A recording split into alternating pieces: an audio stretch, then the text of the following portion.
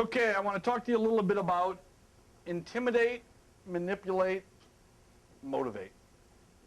Actually, if you think about it, all leaders and managers fall into one or more of those categories. I believe the good managers and leaders can use all three at the right time. You hear that and you say, wait a second, I shouldn't have to intimidate people to perform. Sure, you should. There should be occasion where they should be somewhat intimidated by you. I'm sure you've heard the term, the fear of God. Well, what is that? It's not that I'm afraid of God. I'm intimidated by the power, the authority.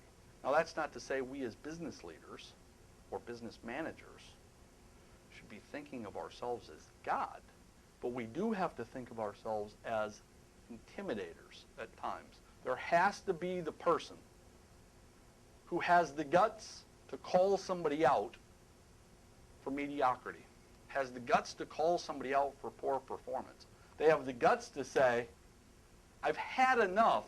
It's time you step up or step off. But see, intimidation only lasts a short amount of time. This is where most business managers and business leaders lose it. They think they can intimidate and intimidate and intimidate and intimidate, and that people will put up with it. And they won't.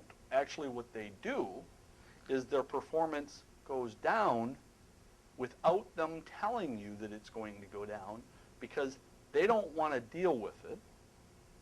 And they basically get beat down, held down, until they finally leave it. Intimidation should be boom and move on. Well, then you have manipulation. Manipulation is actually when I tell you this is what I want, and if you give it to me, I'm going to give you this reward. Employee bonuses. Actually, employee bonuses are manipulation. Most people don't want to think about that, but it's the truth. What we're saying is, I'm going to set up a guideline for you, and then I'm going to push you towards it, and I'm going to cajole you to get it, and I'm manipulating you, and once you get it, I'm going to give you your little piece of cheese, and then chances are going to change what I want next time, maybe a little more. Manipulation's not bad. It's fine. Manipulation is fine, as long as you use it in the right way. Manipulation lasts a little bit of midterm. Intimidation, very short. Get it done, make the comment, make the leadership, call it a day. Manipulation, midterm. Won't last super long. You can see that when you give employees raises or management raises. They're all excited about it when you give it to them. But then the reality is after you've given it to them, they get used to the fact that now I'm making this new money, or I've already spent the bonus, and boom, the motivation's gone. They're not all that excited about it anymore. You actually see it with vacations, too. Vacation is somewhat of a manipulation. It's a benefit. I'm giving it to you. They're usually working pretty hard the few days before they go on the vacation, and they come back, and they're not so driven. Boom, manipulation gone. Then there's motivation. Back in the day, everybody, you got to motivate all your people. You can't intimidate them. You can't manipulate them. It's all about motivation. Interestingly enough, if your only game is motivation, people will take advantage of you in time. Motivation does have long-term positive consequences, though.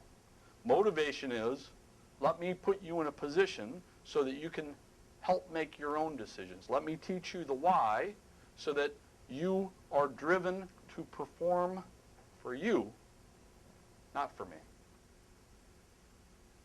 Motivation is giving your staff a pile of quotes on little cue cards and letting them read them.